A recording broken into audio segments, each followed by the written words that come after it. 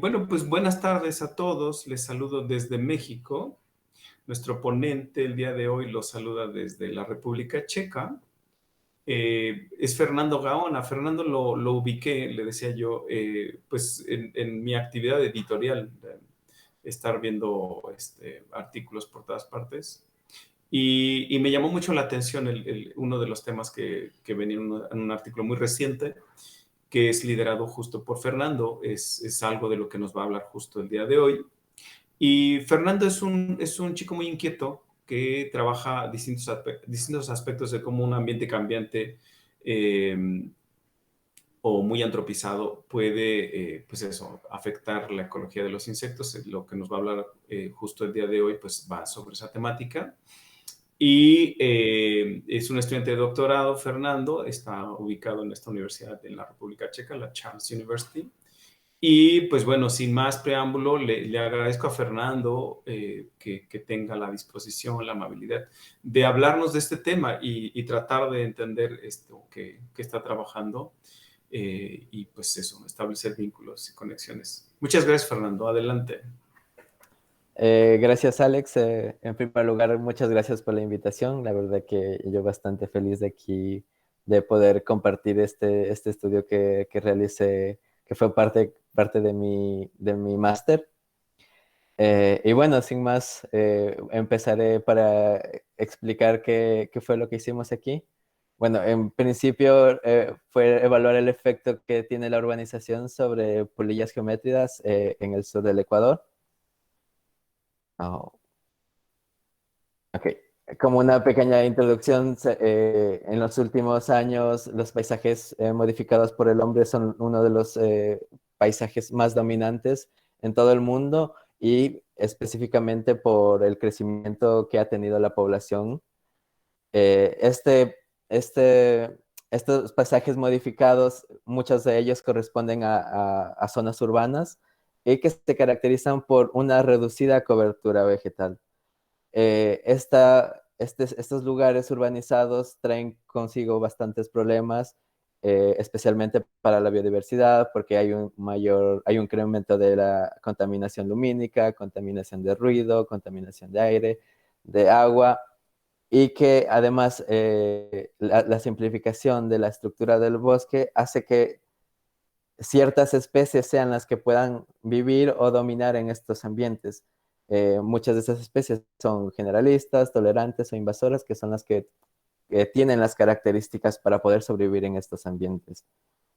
Por otro lado, también las fuerzas que se rigen en los ambientes urbanos pueden alterar el comportamiento, la fisiología, la morfología y las interacciones de los organismos que viven en las zonas urbanas, y no solo de animales, también las relaciones incluso con los seres humanos.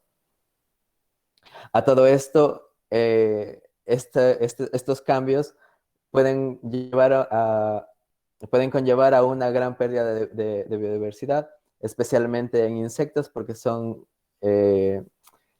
organismos que son muy susceptibles a los cambios ambientales, especialmente en la estructura de la vegetación, y que esta pérdida puede tener grandes consecuencias en los ecosistemas globales y también no solo, como decía, a nivel de los organismos mismos, sino también provocar problemas como sociedad humana.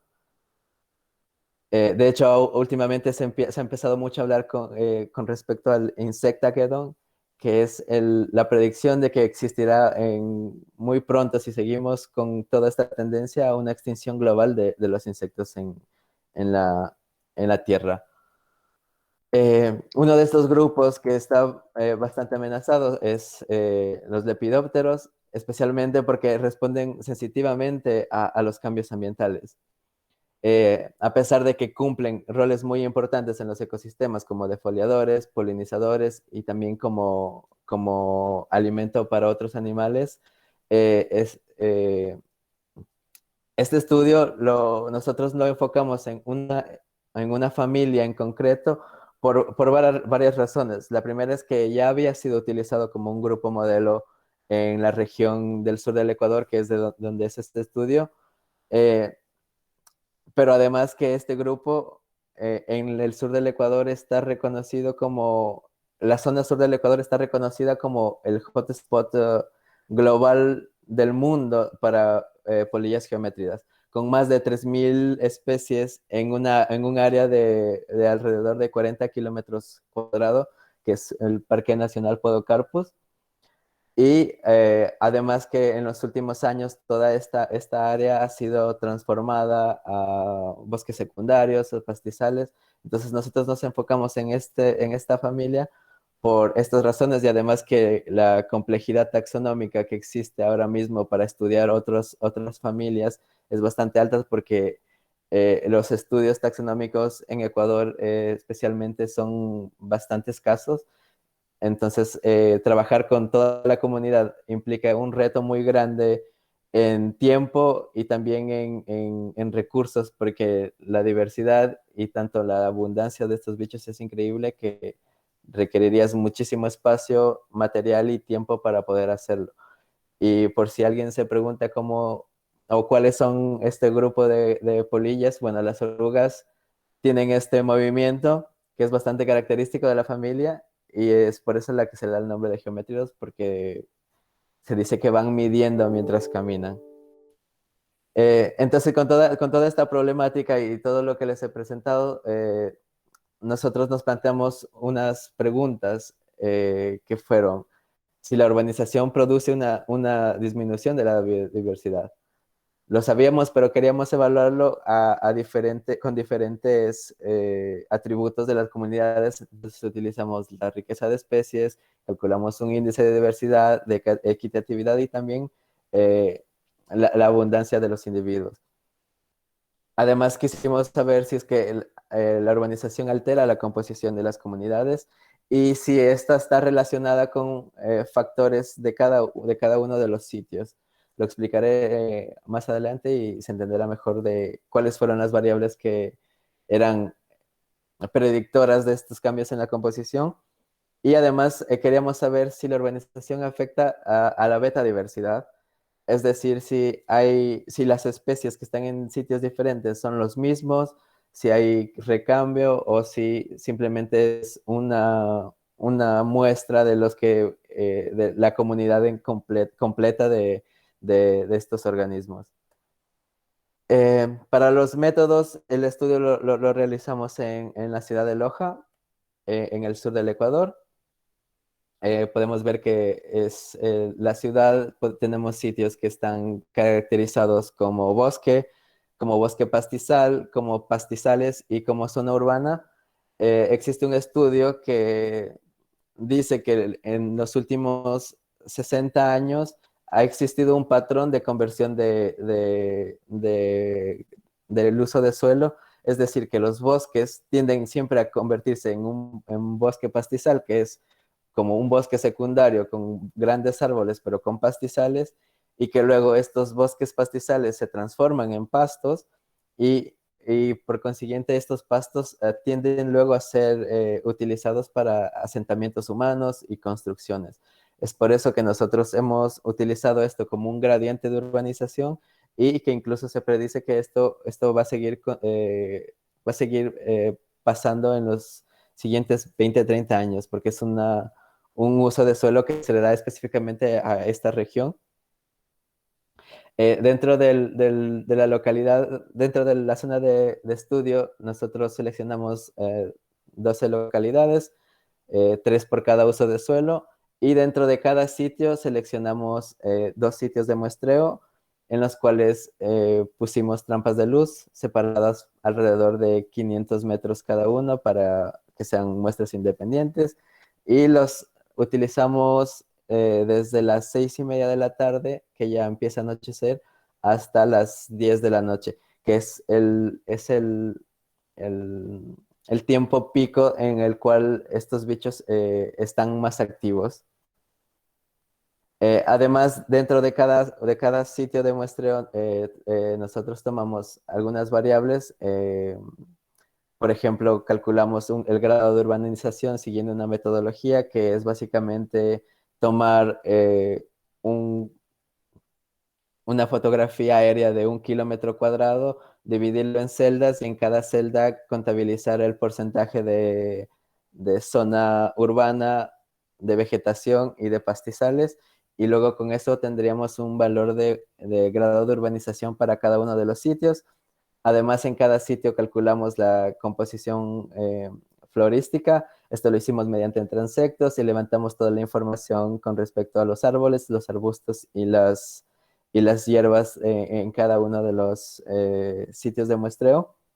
Además, calculamos la distancia más cercana al bosque, la distancia más cercana a la fuente de luz.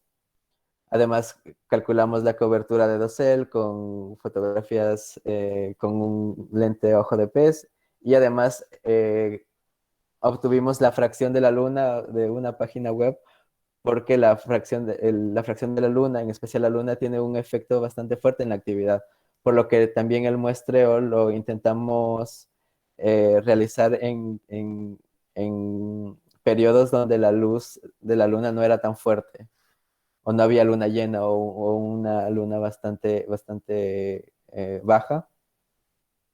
Para el análisis de datos, para comparar la riqueza de especies a nivel de uso de suelo, utilizamos una técnica de rarefacción-extrapolación y lo calculamos con intervalos de confianza al 95% para poder encontrar diferencias significativas. Además, calculamos la abundancia, la riqueza, la diversidad de Shannon utilizando un índice corregido porque estas comunidades tienden mucho a tener muchas especies con uno o dos individuos, lo cual afecta bastante a los índices de diversidad. Y también utilizamos un índice de equitatividad. Todos estos los calculamos a nivel de trampa. Y para evaluar las diferencias entre los usos de suelo, utilizamos una prueba de análisis de varianza, un ANOVA, y seguido de un test de Tukey para saber diferencias entre grupos. Para el análisis de las diferencias entre las comunidades, utilizamos un análisis de redundancia basado en distancias a nivel de localidad, utilizando distancias Barracutis con variables estandarizadas y en este caso seleccionamos solo las variables que no estaban correlacionadas con ninguna otra y que eran el uso de suelo, el grado de urbanización y la composición florística. Y para la parte de beta diversidad utilizamos una disimilitud de Sorensen, la cual nos ayuda a obtener los componentes de recambio de especies y anidamiento de especies entre usos de suelo. Para los resultados, nosotros obtuvimos en los muestreos cerca de 3.000 individuos que representaban 299 morfoespecies. Pudimos identificar el 69% de las especies a nivel de especie. Y podemos aquí ver los resultados a nivel de uso de suelo. Y vemos específicamente cómo existe una reducción desde la zona de bosque hasta la zona urbana. En este caso no hay una diferencia entre la zona de pastizal y la zona urbana, pero la disminución es bastante claro con una disminución bruta de alrededor de menos del 64% de las especies. A nivel de trampa, el patrón es el mismo, existe una disminución grande del número de especies a lo largo del gradiente de urbanización. Con respecto a los otros aspectos de la comunidad, como la abundancia, vemos también que la abundancia se disminuye drásticamente a lo largo del gradiente y también la diversidad. En cambio, la equitatividad hay una pequeña reducción, pero no es tan marcada como la abundancia o como la diversidad. Con respecto a las variables, a las diferencias en las comunidades y las variables que estaban asociadas a esos, podemos ver que las comunidades efectivamente están separadas entre sí, lo que quiere decir que la composición de las comunidades es diferente o difiere un poco entre los usos de suelo. No hay una diferencia grande entre los pastizales y las zonas urbanas porque son, son sitios bastante hostiles para ellos y a la final la composición florística y el grado de urbanización efectivamente fueron las variables que más estaban influyendo en la ordenación de, de la composición de las comunidades en estos sitios. Con respecto a la betadiversidad, podemos ver que desde el bosque al bosque pastizal hay más recambio de especies, es decir, que las especies son más diferentes, son diferentes, mientras que cuando pasa del bosque pastizal al pastizal se mantiene, pero cuando ya llega a la zona urbana hay un anidamiento, lo que quiere decir que no hay nuevas especies o el número de aparición de especies es muy baja y simplemente es eh, un mínimo de especies que son las que pueden sobrevivir desde los otros sitios. Como lo mencionó Alex, esto fue el estudio que lo realizamos, ya está publicado con respecto a esta parte del estudio, que es más de diversidad y análisis de la comunidad. Sin embargo, luego de ver estos patrones, nosotros nos preguntamos el por qué se están generando estos patrones. Ya sabemos que no son patrones completamente al azar, porque las comunidades tienden a ser eh, un poco diferentes dependiendo del uso de suelo, y también sabemos que hay un recambio y un anidamiento de especies entre diferentes usos de suelo. Entonces nosotros sabíamos que las zonas urbanas pueden filtrar características determinadas. Esto ya se lo sabe, hay mucha teoría detrás de eso. Entonces nosotros queríamos saber si estaba actuando algún tipo de filtro ambiental en estas polillas. Entonces lo único que nosotros podíamos utilizar para esto era el tamaño de las polillas. Entonces nuestra pregunta era, ¿qué pasa con el tamaño de las polillas? eh, Son más pequeños si nosotros nos planteamos dos hipótesis en la que si el tamaño de las polillas tiende a ser más pequeño, sigue una regla de temperatura-tamaño que predice que los organismos ectotérmicos en sitios con altas temperaturas tienden a ser más pequeños por el coste metabólico que este implica. Y por otro lado, si el tamaño del cuerpo tiende a incrementarse o ser más grande, eh, está más relacionado con el aislamiento y la fragmentación de esos sitios, ya que en sitios fragmentados o aislados tienden a favorecer especies con gran capacidad de dispersión, y muchas de las veces esta gran capacidad de dispersión está relacionado con el tamaño del cuerpo de las especies. Entonces, ¿cómo evaluamos nosotros esto de aquí? Entonces, nosotros seleccionamos básicamente dos medidas del cuerpo, que la una es la longitud del ala delantera de las especies, que está medida desde la base hasta la punta más larga de los individuos, como podemos ver en la imagen. Eh, Nosotros realizamos este estudio a nivel tanto de comunidad como a nivel de especies. Para el nivel de comunidad, nosotros seleccionamos de 1 a 3 individuos machos de cada especie y medimos la longitud de la ala delantera, que se puede medir en milímetros. Y para el análisis a nivel de especies, nosotros seleccionamos eh, las especies que tengan más de 10 individuos y que estén presentes en al menos 3 de los 4 usos de suelos que teníamos. Eh, Estos individuos fueron secados a 60 grados por 24 horas y luego fueron pesados, por lo cual obtuvimos la masa corporal seca de cada uno de los individuos. Y también medimos la longitud de la ala delantera de estos individuos. Eh, de todas las especies que cumplían con estos requisitos, fueron en total solo 7 especies, de las cuales medimos esta masa corporal y la longitud de la ala delantera para el análisis de especies, que son las que están ahí nombradas. Ya las verán en un momento. Para el análisis de datos, para el nivel de comunidad, nosotros calculamos una media ponderada de la comunidad, del promedio de largo del ala delantera de cada especie en los sitios a nivel de comunidad. Y para las especies, nosotros utilizamos el peso del cuerpo individual y el largo del ala delantera individual de cada especie en los diferentes usos de suelo. Y las diferencias entre estos, igual los analizamos utilizando un análisis de varianza, un ANOVA, seguido de un test de Tukey.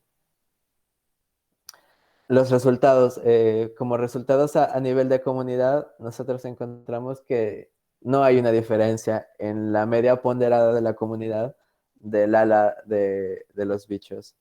Es decir, que no existe un efecto sobre la media ponderada.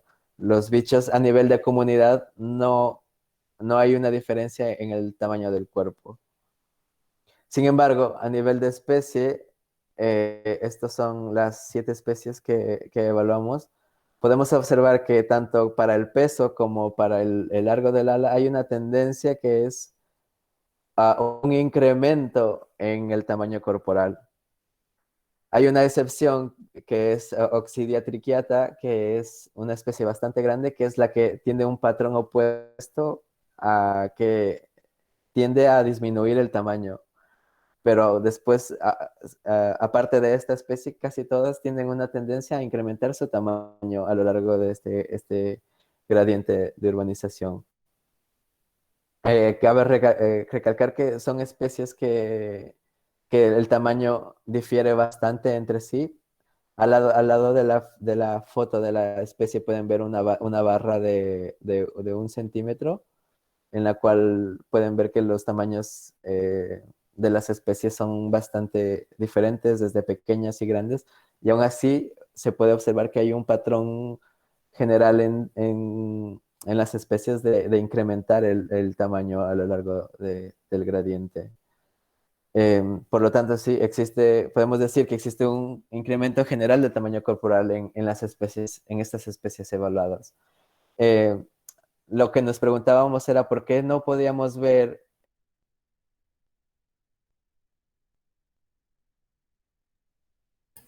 Ups, se salió de la presentación, Fernando.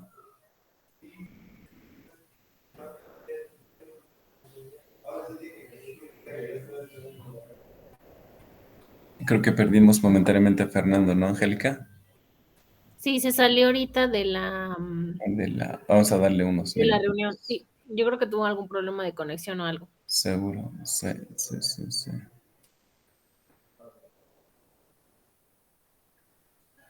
Y ahí está otra vez. Hola, Fernando.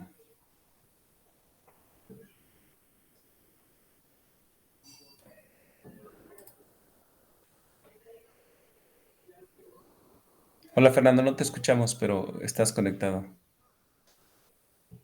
Hola, hola. Ujú. Perdón, que mi computador se volvió loco y se apagó.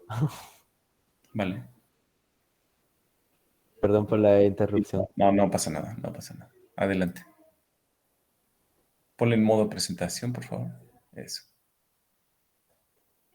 Ok, continúo. Lo que nos preguntábamos era por qué no podíamos ver ningún efecto a nivel de comunidad. Lo que creíamos es que igual las especies, tenemos como 300 especies, pero solo 8 especies están en todos los sitios, o más o menos en todos los sitios. Entonces es posible que esté pasando que deberíamos incrementar un poco el esfuerzo de muestreo e intentar tener más especies para corroborar si en verdad la mayoría de las especies tienden a incrementar su tamaño a lo largo del gradiente.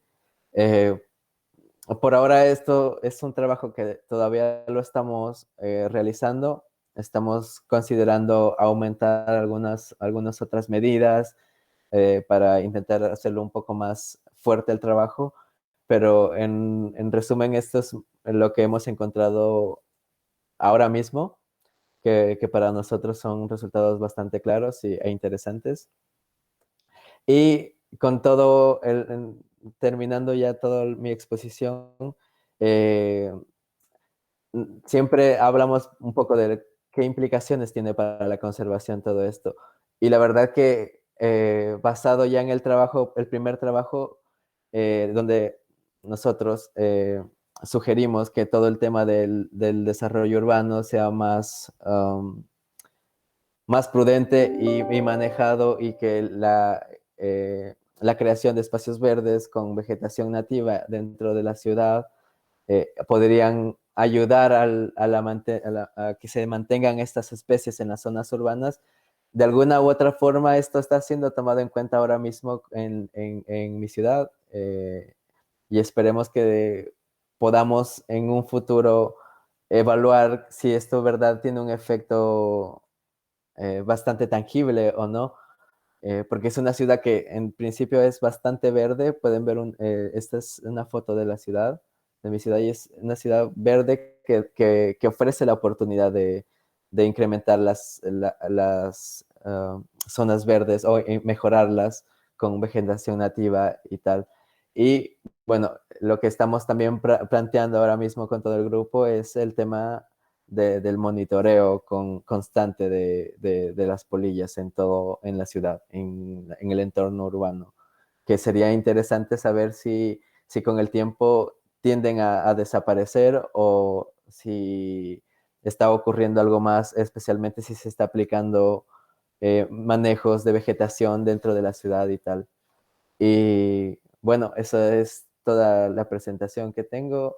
Gracias por la atención, y estoy ansioso de las preguntas que tengan. Muchas gracias, Fernando. Está padre, está muy lindo. Decimos nosotros en México, está padre. Y bueno, ya tienes aquí a Ek del Val, una investigadora mexicana que te quiere preguntar algo. Adelante, Ek, por favor. Hola Fernando, buenos días. Muchas gracias por tu presentación. Me parece muy interesante tu trabajo. Híjole, trabajar con geométridos es todo un tema y te felicito porque está muy difícil. Tú dices que la taxonomía para este grupo está bien definida, pues qué bueno que para Ecuador sí, por acá la verdad tenemos muchísimos problemas para ello. Y quería preguntarte, nosotros hemos trabajado mucho con la dieta de los geométridos, ¿no? Hemos estudiado este grupo, pero más desde el punto de vista de las larvas. Entonces, me pregunto si no tendrá que ver también estos patrones que observas de cambio con respecto a la urbanización con la disponibilidad de las plantas de alimento para las orugas de estos geométridos. ¿Han pensado en ello? Comentando un poco lo del inicio, la verdad que el tema de Geometry 2 es, por decir así, un grupo de los mejores grupos estudiados, pero como se pueden dar cuenta, la diversidad es grandísima. Como mencionaba, este parque o la zona del parque, que son 40 kilómetros cuadrados, se han encontrado más de 3.000 especies, y no lo mencioné, pero la mitad de las especies, es decir, 1.500, no están descritas.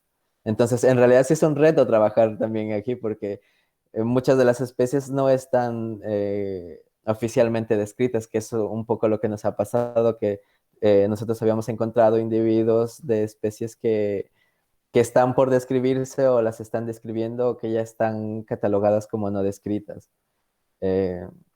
Y con respecto...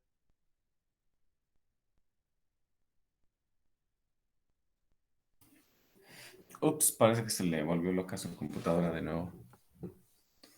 Fernando. Se volvió a ir. Pobre.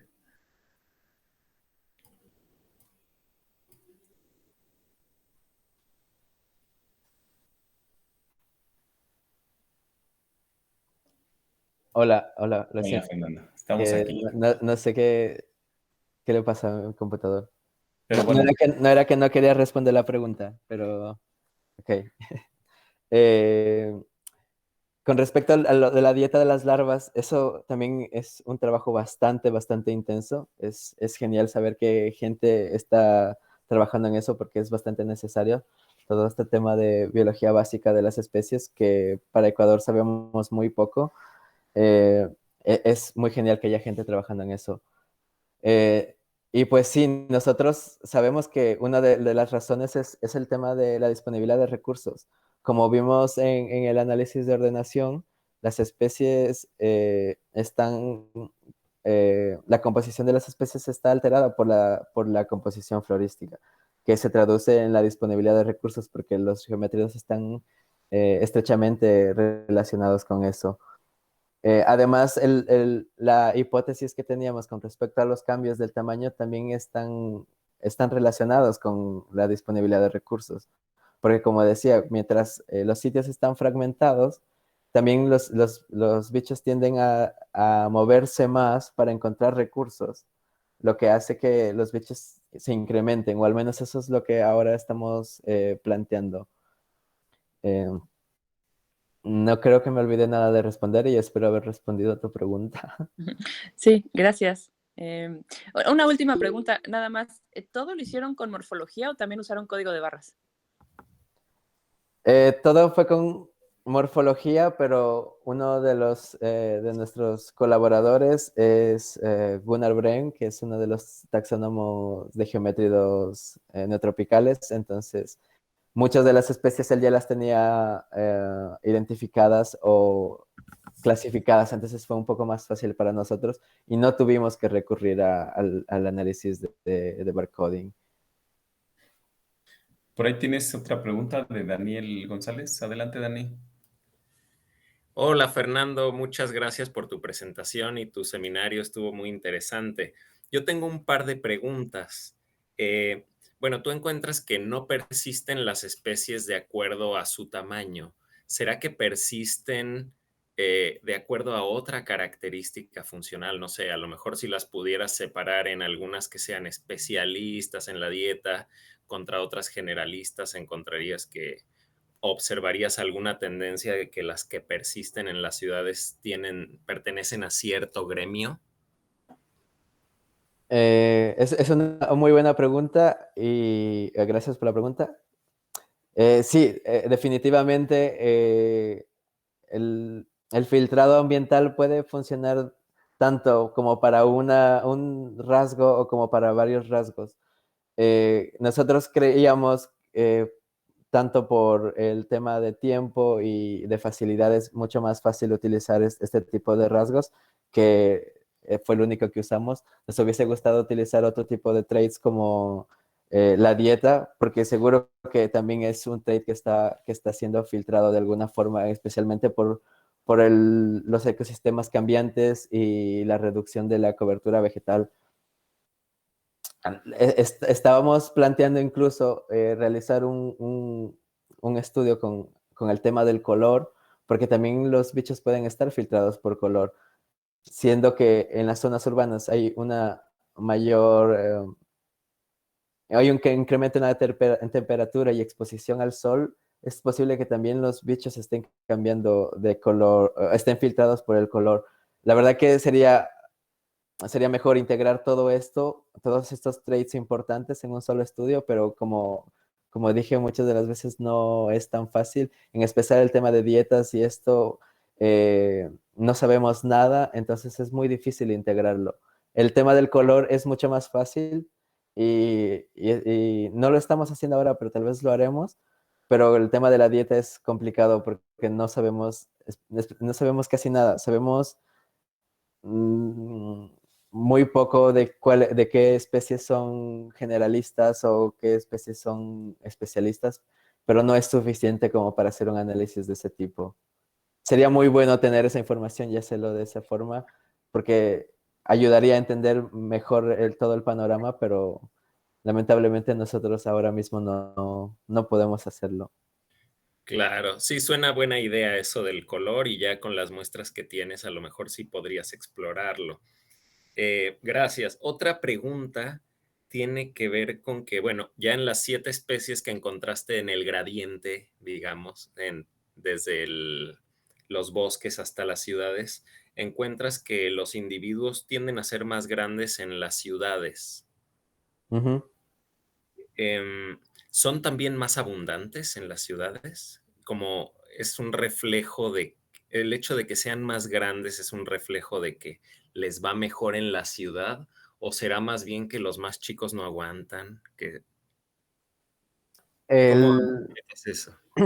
el análisis específico de la abundancia a lo largo del gradiente por especie no lo realizamos, pero hay una notable diferencia de de todas las especies comparadas de bosque a zona urbana, que es una reducción en las abundancias. Incluso hay algunas especies, no de todas, pero que especies que sí sé que eran más abundantes en zonas intermedias o en el bosque, pero en las zonas urbanas son hábitats muy hostiles, no pueden ser súper abundantes. No hay, creo, ninguna de las especies que sea muy abundante. Todos estaban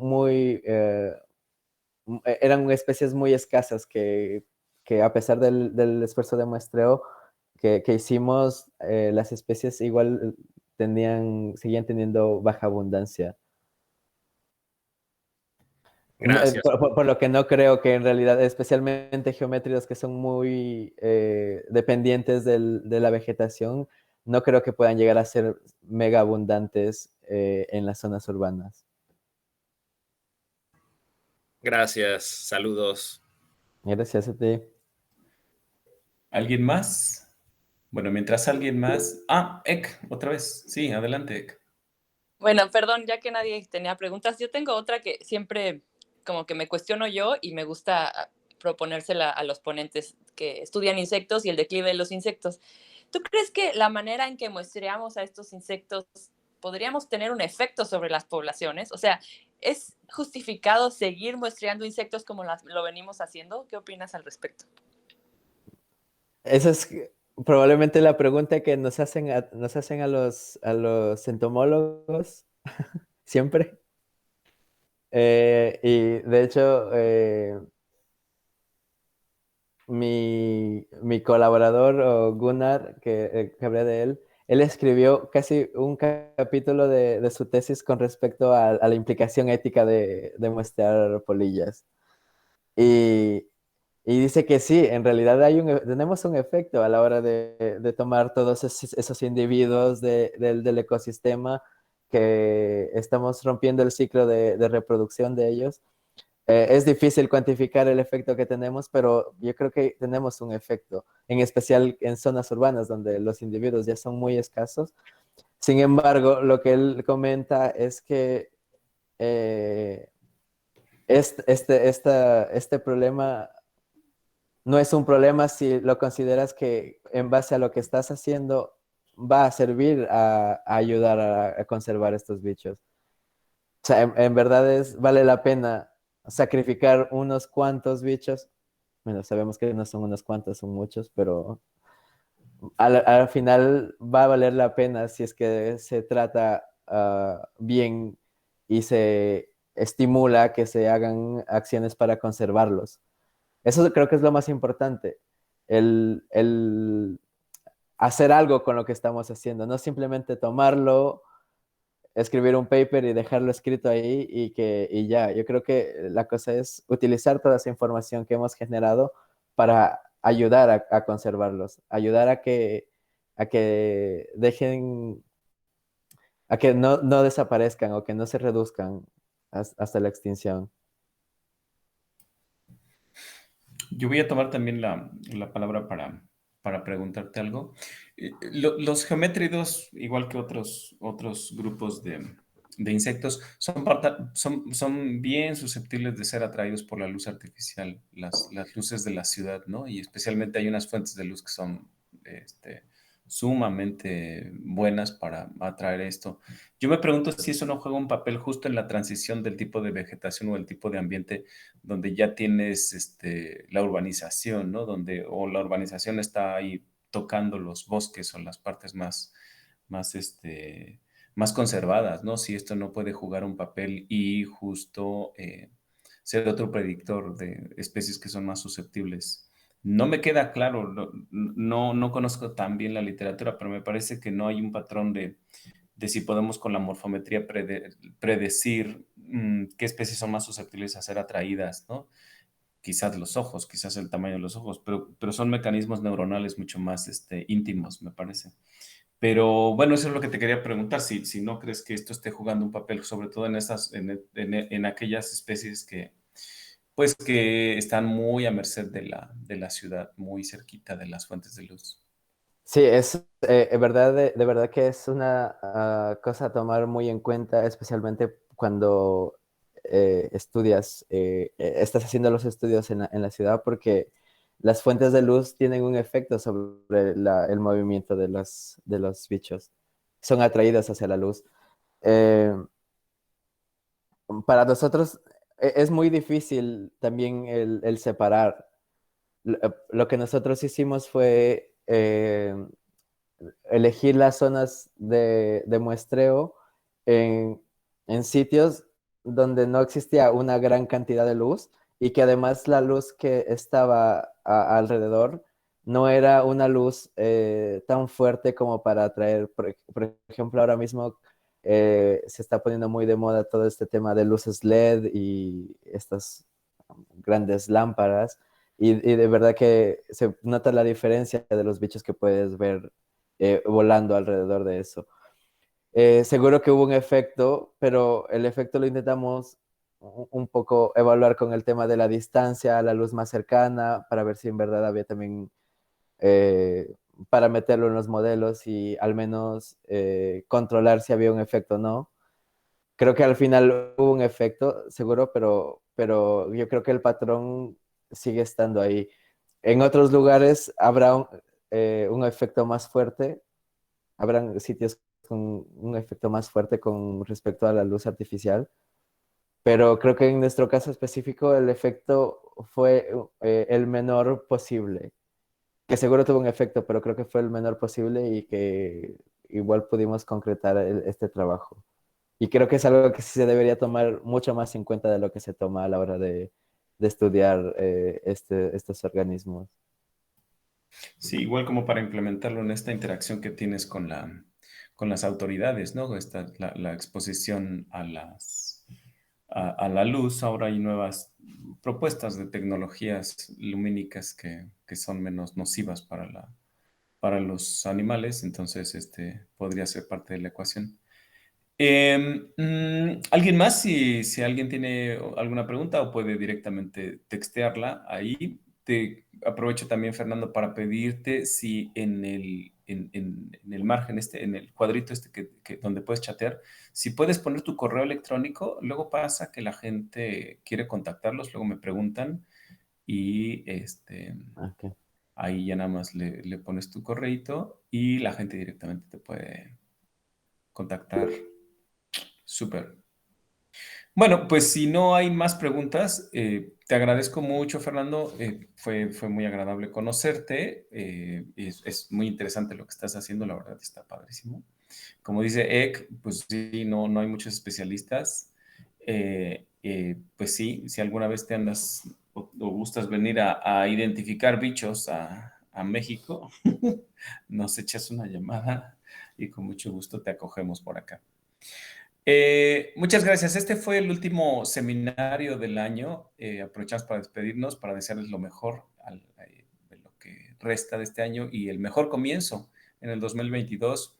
Nos veremos por ahí por finales de enero para continuar con el ciclo. Por ahí vamos a tener de todo. Ya les enviaremos nos vamos a organizar mejor enviándoles de antemano todo el ciclo completo para que se vayan organizando ustedes también. Muchas gracias, Fernando. Muchas gracias a todos. Que tengan un excelente día. Gracias, Alex. Gracias a los asistentes. Hasta pronto. Gracias. Bye.